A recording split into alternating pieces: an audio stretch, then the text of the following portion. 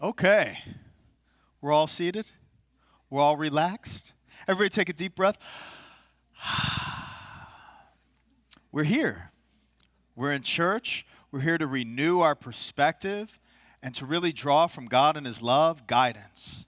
Guidance for our lives, the way that we're living our lives, and the things that we could remove from our lives. You know, secular culture. Secular culture. What do you think secular culture is built on? A worldly culture.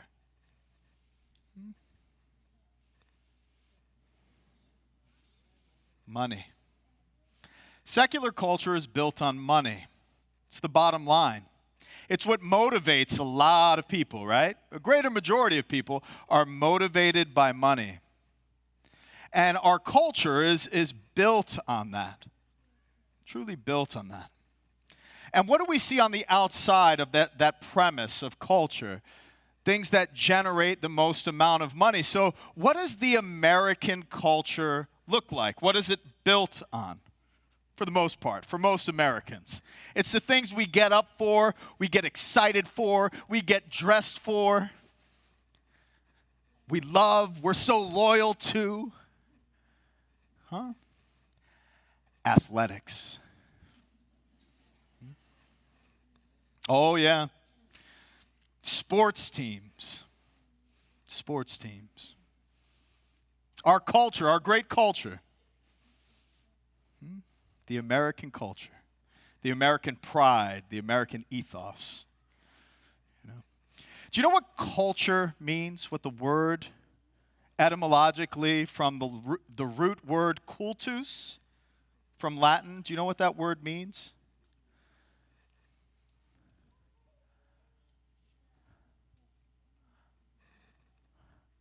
Unfortunately, at times, yes. So culture, especially in the American sense of culture, people want their own ways, and that's what they pursue, that's what they're motivated by.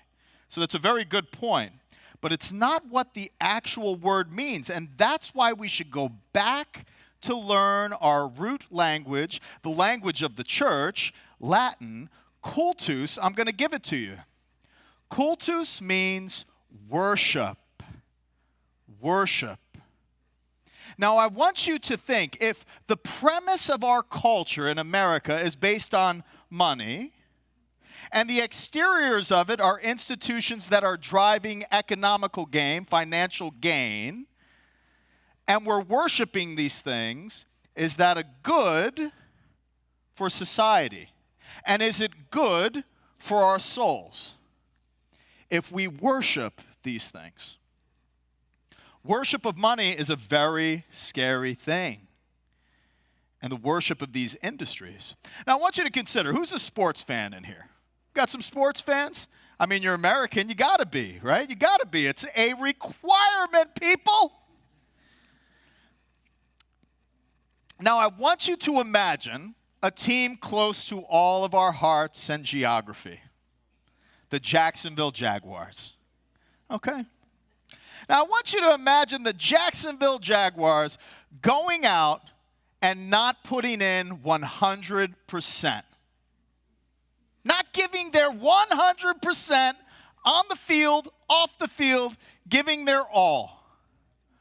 Would you go see them? What'd you say? What'd you say? We don't have to imagine that. You know? And you're saying that with the Jaguar shirt on today, which I just love. I love that. You know? Could you imagine the pigskin being snapped? And then the offensive line just kind of like, not going to block. And then the quarterback's like, throw the ball down on the ground. Try to evade the incoming sack, right? If we went to a game and we didn't see people putting in effort, people putting in a strong amount of 100%, why would we go? When we watch a real athletic team like the Yankees, maybe, I don't know, I don't know. The Braves, okay, all right.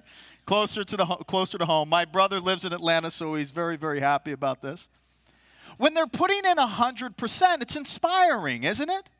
It draws our attention. It's like, wow, you're giving 100%. You know what I don't understand, these motivational speakers? You got to get out there and you got to give 120%. Let's make it 160%. Let's make it 189%. Let's make it 1,000%. 5,000 maybe. All you've got is 100%. That's all you've got. The question is what are you putting it into?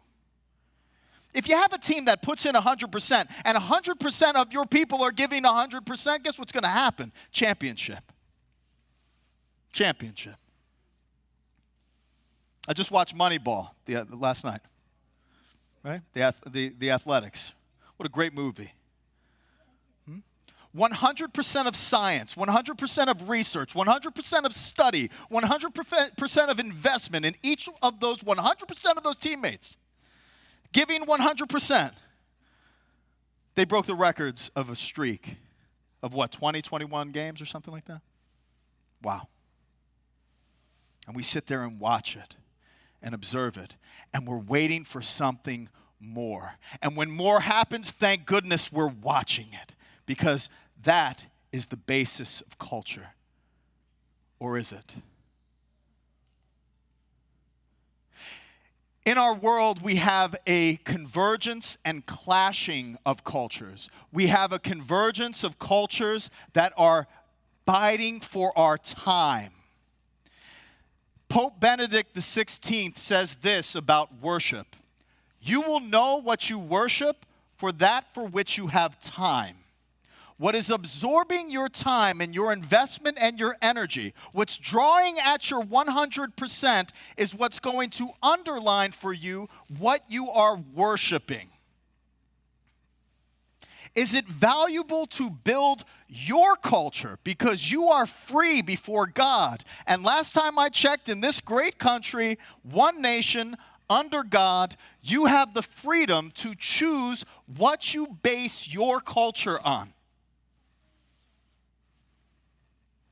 And we must really evaluate where we are as a people, where we are as a community, and what we're investing our time in.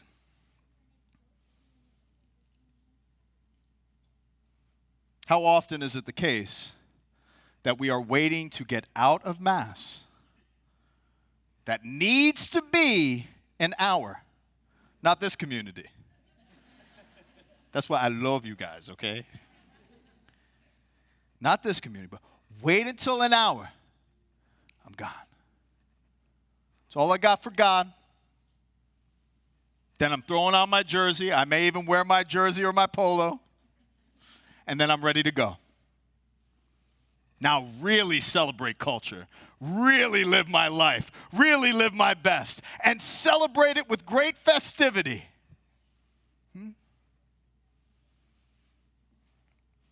Now, my brothers and sisters, I'm not here to criticize athletics. What I am here to do is criticize culture. So if culture is the basis of our human freedom and joy, it's not going to be found in money. It's not going to be found in athletics. This is important to teach our children who want to join every type of club sport to make it pro. Will some of them make it pro? Possibly. But you have to have a proper disposition and perspective.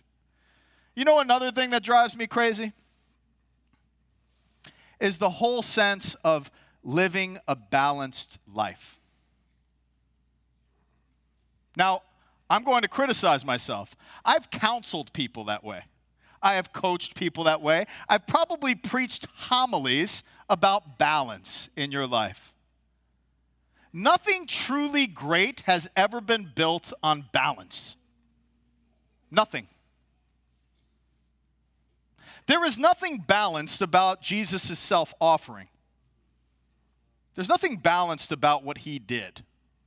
He gave 100% on the cross. That's what the second reading from the letter of Hebrews is talking about. He's talking about one sacrifice for all time. I'm going to give my all in this respect on the cross. In the same manner, in the first reading that we have from the book of Kings, we have Elijah visiting this widow woman with her child. Now, they're in famine. They're at the brink of death. This woman's going out to collect sticks to start a fire to make her last meal before her and her son die. And then the prophet Elijah draws close to them. And he says, do what you were planning to do. Be not afraid. Give me one of the cakes first. And you will have enough for your son. You will have enough for yourself. But you see, at the very end of her life, at the very end of the extension of everything she's given 100% to, namely her family, namely her child, a valuable thing to give your 100 for, she's run out. She's got no more. She's got no more. And what does the prophet Elijah evoke in her? What's being stimulated in her heart is faith. Don't be afraid. If you feel you're at the very extent of the point where you can't give any more, don't be afraid. Continue to give. So she left and did as Elijah had said. She was able to eat for a year, and he and her son as well. The jar of flour did not go empty, nor the jug of oil run dry, as the Lord had foretold through Elijah. Until the Lord sends his rain upon earth. What does that say? What does that say about famine? What does that say about suffering? What does that say about poverty? That if we get to the point where we are giving all, and we get to that point in our hearts where it's like, I can't give anymore. Have you ever found yourself in that position? Within your place of employment, within your marriage, raising your kids? I still remember my mom raising me. This was her prayer, literally. Lord, give me the strength to deal with this child of yours that you have sent me. Because she didn't have any more to give. Right? And guess what? She didn't give up. Thank God. I wouldn't be here without her example of faith. I wouldn't be here without her example of trust. I wouldn't be here without her example of surrender. My brothers and sisters, it's necessary for us to get to the point where we feel we can't give anymore. It's necessary for us to experience poverty on this earth so that we can value appropriately what we are driving for, what we are giving our 100% to. And I ask you, what are you giving your 100% to? And what are you doing it for? Are you doing it for money? Are you doing it for prosperity?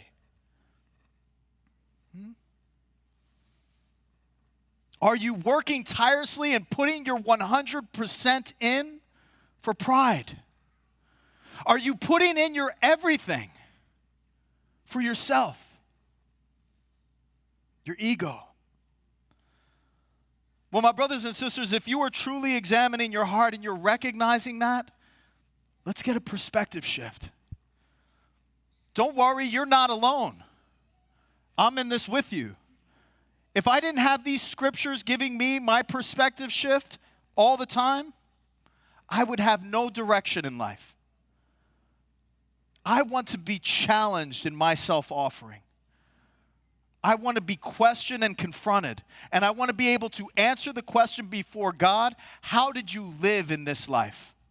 What was your 100%? I want to be able to say when I come before the Lord, Lord, my 100%, I emptied myself out for true culture, true worship, and I poured my heart and soul into your church.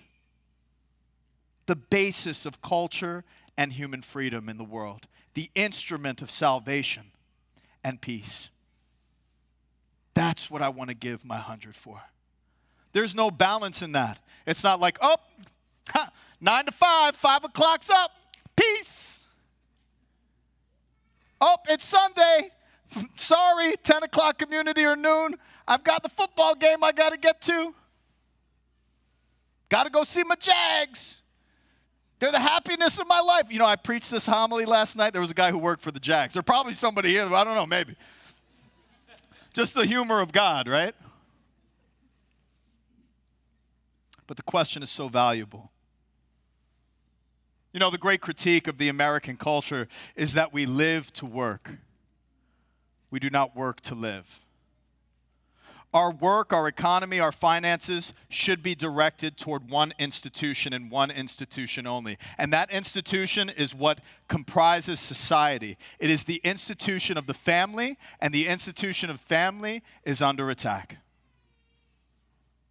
Marriage as an institution before God that is fruitful and life-giving is under attack. That's being drawn into question. There is no question in my mind that God ordered society and set this order before us so that man and woman may be fruitful and that they may bear life, and that life may give increase to the glory of God through the waters of baptism in the mystery of our salvation, so that we would know by Jesus' teachings how we ought to live our life on earth. And how do we live our life on earth? How do we live it well? By living out a true culture based on something more than ourselves. When we open up the gospel passage today, we hear Jesus sitting down opposite the treasury, observing how the crowd was putting money into the treasury. Many rich people came and put large sums. A poor widow also came and put in 2 small coins worth a few cents. Calling his disciples to himself, he saw a wonderful opportunity, and he said, "Amen, I say to you, this poor woman put in more than all the other contributors to the treasury, for they have all contributed from their surplus wealth. But she from her poverty has contributed all she had, her whole livelihood." Her whole livelihood. God is calling for your all. So if your jars of oil, your jars of flour are running out, be confident. God will not let them run dry in the famine that you are facing. For suffering is but a transitory thing. It's passing.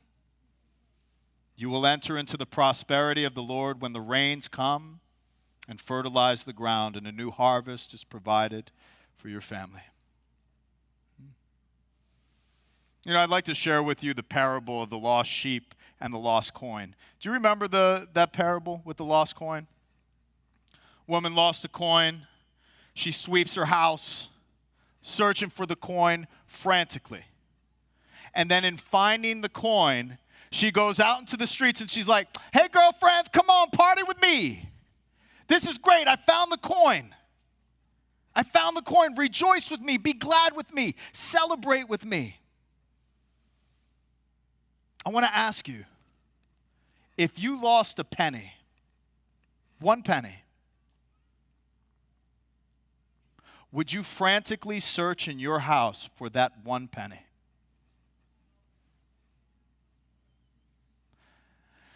Now I want you to go back to the Great Depression. I was raised by my grandparents who grew up in the Great Depression. I want you to go back to the Great Depression and place yourself there. Would you not search in your house frantically for that 1 penny? You better believe it. So what does that say about our value? What does that say about our gratitude?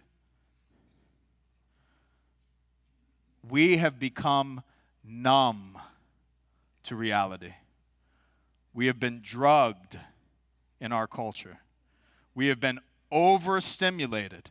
And if that's the case, what do we do in face of that? Mortify ourselves. That's what the saints would teach us. Mortify our flesh. Discipline ourselves. so that we can draw a proper perspective of why we have this prosperity and what we should do with it today. Before what? Before famine hits us again and we are reminded.